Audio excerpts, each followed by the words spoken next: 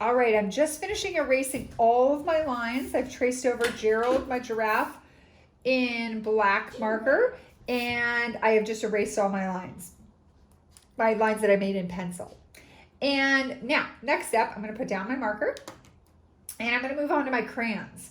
And before we get to our watercolor, we wanna do our nice kind of crayon resist here. So what we're gonna do is, we are going to create some orange spots on our giraffe.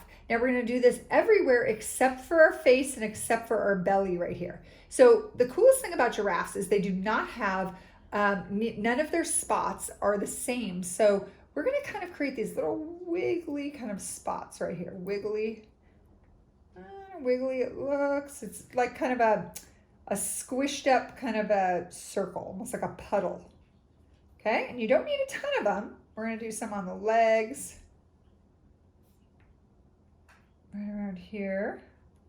And they're not too wiggly, but they're also not too round as well. There we go. Now, in real life, giraffes do have spots on their face, but for purposes of this picture, we're gonna keep the spots off the face. Okay, now, we're gonna go ahead and we are going to color in our spots with orange. So go ahead and do that with your orange crayon. Go ahead and color in those spots. Be very careful. I'm going fairly quickly, but you can go nice and slow. Take your time. There we go. What we're going to do is kind of create a little bit of a crayon resist. Okay, now as we're doing this, I want you to notice that I failed to mention earlier what you have done here in drawing your giraffe dancing like this is we've created movement in our giraffe. So it's really cool. Our giraffe is not just standing straight, it's kind of moving around. Okay, next thing, you're gonna pick up your yellow and we're gonna color in the rest of our giraffe yellow. Now, even though giraffes are orange, mostly orange, we're gonna color in yellow and then we're gonna go back with our orange and do a little more detail. So I'll get to that in just a second. Okay, so you're gonna color everything in our giraffe orange except for our hooves. So don't color that hoof. There we go.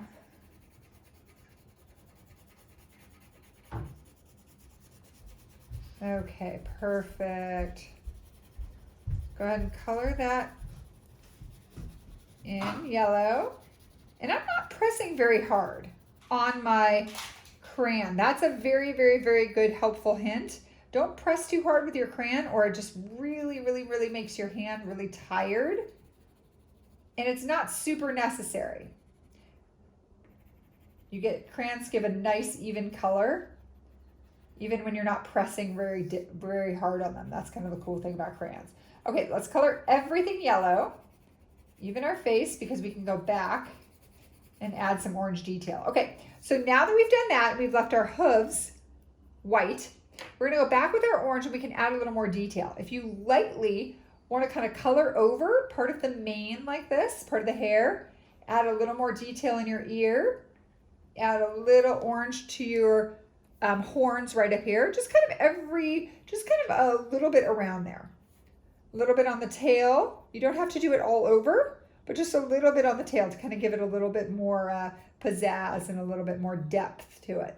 There we go. I'm kind of going to go in there like this. Adds a little shading to my face. Perfect.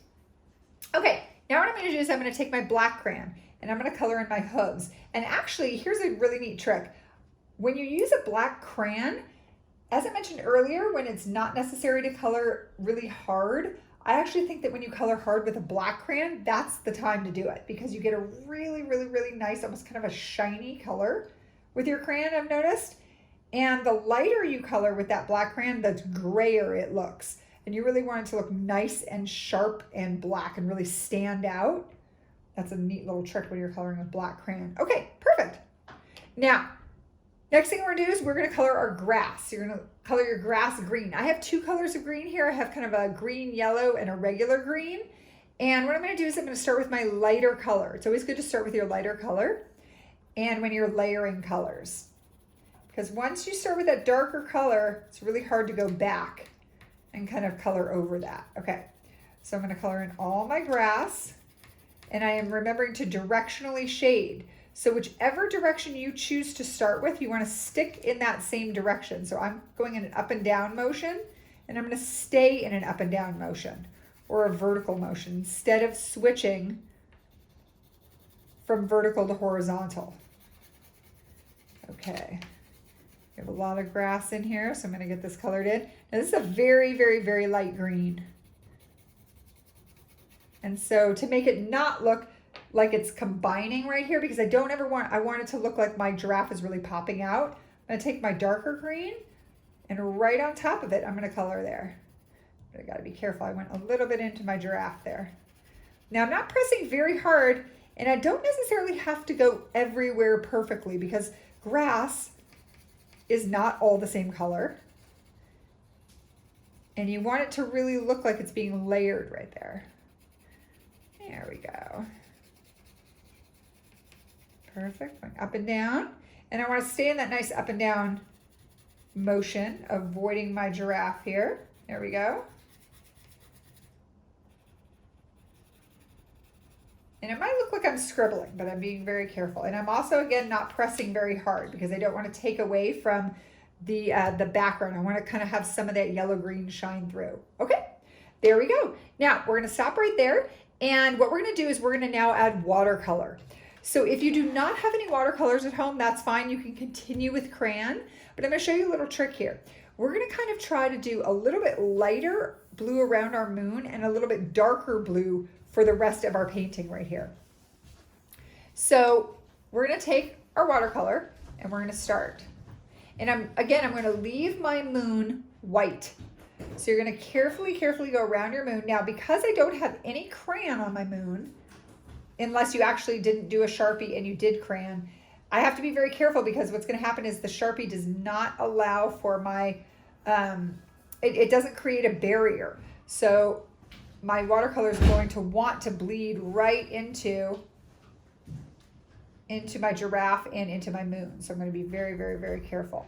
Now, if you can notice right here, I am also using printer paper or computer paper. I am not using watercolor paper. If you happen to have watercolor paper, that is definitely the way to go. You can use your watercolors much more easily, and it blends a lot better than on computer paper. But since most of you probably just have computer paper at home, that's kind of what I'm doing right here. Okay, I'm going to start with this kind of light color, and I'm going around my giraffe with this light color right here. And then what I'm going to do is I'm going to figure out where I kind of get a good stopping point, and then I'm going to switch to a darker blue. So I'm going to switch here a little bit darker blue. And what I might do is I might add, my palette doesn't quite have the best dark blue, so what I might do is kind of mix a little bit of purple with my blue to get a little bit of a darker color in there. And you can do that. Okay, great. So finish up yours with that dark blue, and we will be right back. Hello? All right, I'm just finishing up my background, and what I've done here is I actually really like how this is not blended in perfectly. And I've kind of got my purpley blue here and my lighter blue around my moon. And again, I'm going to leave my moon white. And there we have Gerald, our dancing giraffe from the book Giraffes Can't Dance. Have fun. See you next time.